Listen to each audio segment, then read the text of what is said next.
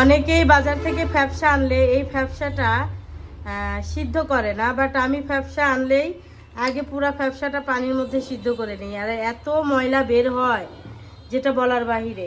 কিন্তু এটা সব সময় ফ্যাপসা বলেন কলিজা বলেন সব সময় পানির মধ্যে সিদ্ধ করে নেওয়া উচিত। তো আজকে যাই হোক ফ্যাপসা রান্না করব, তো আমি এখানে ফ্যাপসাটাকে পুরাটা ফ্যাপসাটা পানি দিয়ে সিদ্ধ করে নিচ্ছি। তারপরে ছোট ছোট করে কেটে এরপরে ভাত রান্না করব।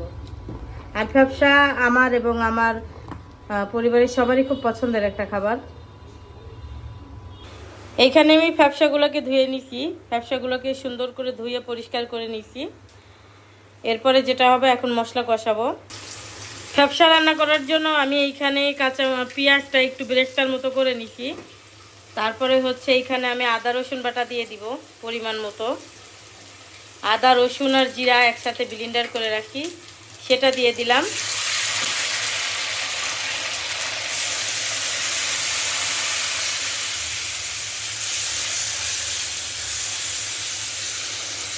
এরপরে হচ্ছে হালকা একটু পানি দিয়ে আদা রসুনটাকে ভালো করে একটু ভেজে নিব। এখানে জিরা বাটাও আছে।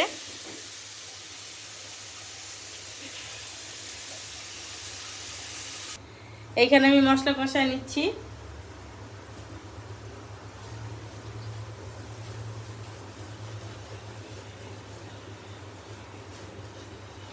যত মশলা কষানো যাবে তত মজা হবে। ফ্রাই প্যান ছাড়া অন্যান্য কড়াইতে এই চামচ ব্যবহার করলে আমার ভালো লাগে না।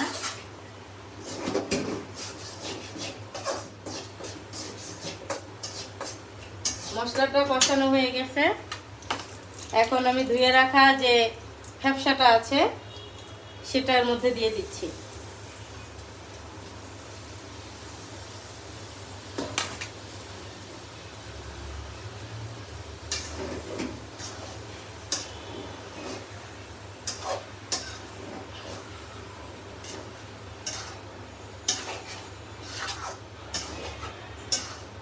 এখন এটার থেকে পানি উঠবে, সেই পানি থেকেই সিদ্ধ হয়ে যাবে। আর আগে তো আমি অনেকক্ষণ সিদ্ধ করে নিছি, সিদ্ধ করে ময়লা পানিটা ফালাইয়া দিছি। মোটামুটি এটা থেকে এখন আর পানি উঠবে না, অল্প পরিমাণ উঠবে। তারপরে এখন এটা দেখা যাক, কষাইতে থাকি। একদম কালা ভুনার মতো ভুনা, লাল লাল করে একদম ভাজতে ভাজতে কালা করে ফেলবো। এখন এটাকে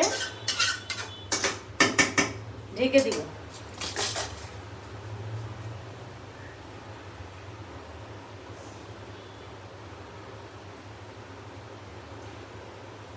ঢাকনা কোথায়? তো যাই হোক, এই যে আমার হচ্ছে ফ্যাপসা রান্না অল্প আছে রান্না করছি, তো ভালো করে কষাই নিচ্ছি।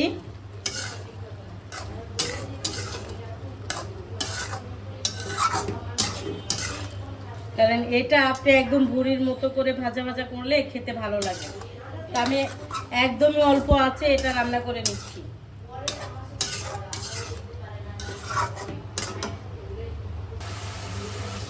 তো আমি এখানে সিদ্ধ হওয়ার জন্য একটু পানি দিয়ে দিলাম। এই পানিটা একদম শুকায় ফেলবো।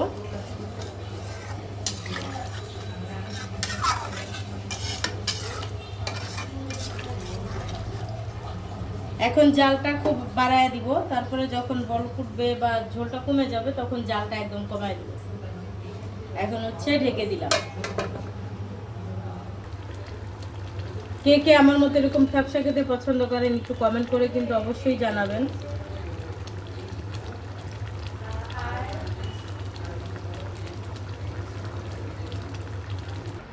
তো এই হচ্ছে ফ্যাপসা রান্না হয়ে গেছে। আমি এখানে ভাত নিয়ে আসছি একটু লেবুর সাথে।